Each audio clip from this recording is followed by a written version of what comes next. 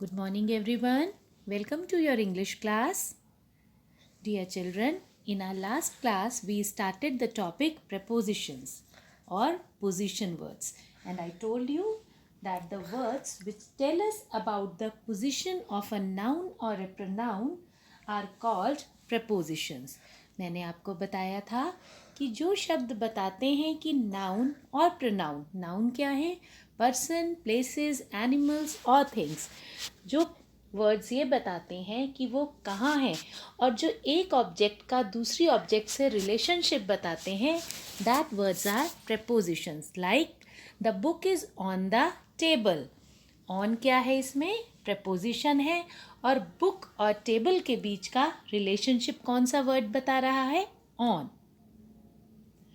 So let's do the book exercises of a book. The girl is sitting under the tree. आप क्या देख रहे हैं? Girl कहाँ बैठी है? ट्री के नीचे बैठी है. Under the tree. I told you कि नीचे कोई चीज़ है तो we use the preposition under. The monkey is jumping over the wall. Monkey और वॉल के बीच का रिलेशनशिप कौन सा वर्ड बता रहा है? ओवर. बंदर दीवार पर कूद रहा है. Next, the boy is standing near the football. Boy कहाँ खड़ा है? लड़का बॉल के पास खड़ा है. पास means near. The preposition used here is near. The stars are far away from him.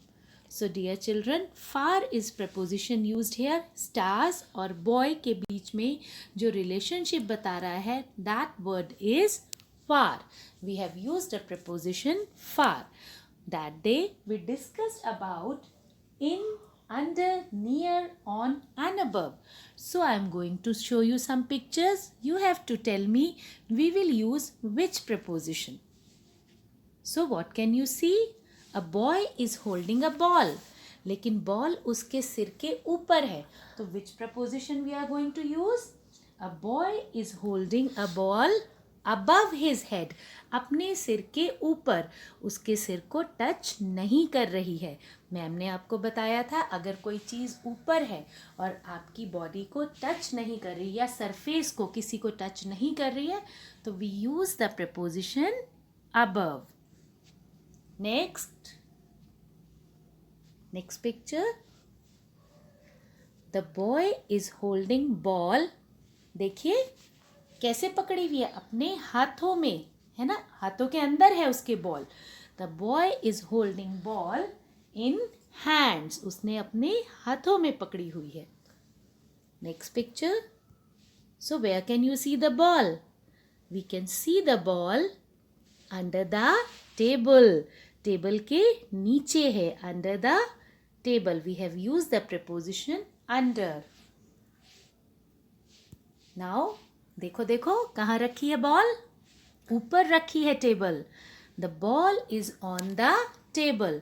On word is showing the relationship between table and ball. So we have use the preposition on. Now where can you see the ball? It is kept near the table. बिल्कुल table के पास रखी है. और अगर दूर हो जाएगी what will we will say? We will say the ball is kept far from the table. अगर कोई चीज़ दूर है that is far और कोई चीज़ पास है that is near. I hope you all have learned how to use prepositions. Now we will move to the exercise given on page number 76. 75 पे एक picture है. You have to observe the picture very carefully. और उसके बाद हम जो sentences हैं we will do those sentences. So open your books. Observe this picture very carefully. अगर आप स्क्रीन पे देखना चाहें आप स्क्रीन पे देख सकते हैं और अगर आप बुक में देखना चाहें तो इस पिक्चर को ध्यान से देखिए. इसमें हम क्या देख सकते हैं? कुछ बच्चे खेल रहे हैं. Someone is doing exercise. Some people are sitting on the bench. Someone is walking. Right? So let's do some sentences related to this picture. So let's fill some prepositions and see the picture. Dog is walking dash the pavement. आप picture में देख सकते हैं अपनी book में एक dog है and dog is walking. What is pavement? Pavement means footpath, जो चलने वाली जगह है. अगर आप पार्क्स में देखें कुछ जगह पे ग्रास होती है और कुछ जगह पे ऐसे फुटपाथ बनाया होता है जहाँ पर लोग वॉक करते हैं. The dog is walking on the pavement. O-N, on, right? Number 2, people are sitting dash the bench. लोग कहाँ बैठे हैं? बेंच के ऊपर. On the bench. The bench is dash the tree. So dear children, where can you see the bench? It is very much near to the tree. You will write the bench is near the tree. Now fourth sentence, the boy is doing exercise dash the bench. अब आप देखिए एक boy है जो exercise कर रहा है. कहाँ पे कर रहा है वो? Far from the bench. The boy is doing exercise far from the bench. Number 5, the sun is dash the head. Sir के ऊपर है but it is not touching the head. What we will write? Above the head. The sun is above the head. White clouds are present in the sky. What can we see? We can see white clouds in the sky. आसमान में सफ़ेद बादल दिख रहे हैं. The hand of the man is dash the armrest. आप देख सकते हैं वाइट टी शर्ट में एक मैन है. आर्मरेस्ट क्या होता है बेटा? जो बेंचेज होती हैं साइड्स पे, जो आर्म्स होती हैं, हाथ रखने की जगह होती है, दैट आर कॉल्ड आर्मरेस्ट, जिस पे हाथ को रख के आराम मिलता है. तो the hand of the man is on the armrest, उसके ऊपर है. The boy is touching a flower dash the park. Park के अंदर है बच्चा. The boy is touching a flower in the park. Okay, so let's move to the B part of the book.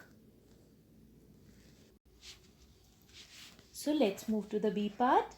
What can you see? We can see 4 pictures. A cat under the table. The rope is hanging. Dash the well. कहाँ दिखाई दे रही है? कुएं के ऊपर. Above the well. The rope is hanging above the well. In the third picture, what can you see? We can see the boy is standing dash the car. कहाँ खड़ा है boy? Near the car. Number 3, near the car. And number 4, the plate is dash the table. Table के ऊपर plate है. That plate is on the table. So dear children, I hope you all have understood it very well. Look at these pictures very carefully and fill the answers. Sentences में 2 answers दिए हैं. We have to fill the correct one. Number 1, the boy is sitting in on the mat.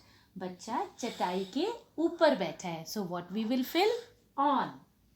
Eggs are in over the bowl. Eggs are in the bowl. कटोरे के अंदर रखे हैं. The sun is near, far from the boy. The sun is far from the boy. दूर है sun. The boy is standing near, far the window. The boy is standing near the window. पास में खड़ा है. The lake is near, under the mountains. The lake is near the mountains. पास में है. Curtains are hanging above on the rod. On the rod, है ना? Rods के ऊपर टंगे हैं. Toys are lying on in the floor. Toys जो है कहाँ बिखरे हैं? फर्श के ऊपर. On the floor. The clock is hanging under on the wall. अंदर तो नीचे होता है. तो the clock is hanging on the wall. दीवार पर लटकी है. The toy horse is in near the room.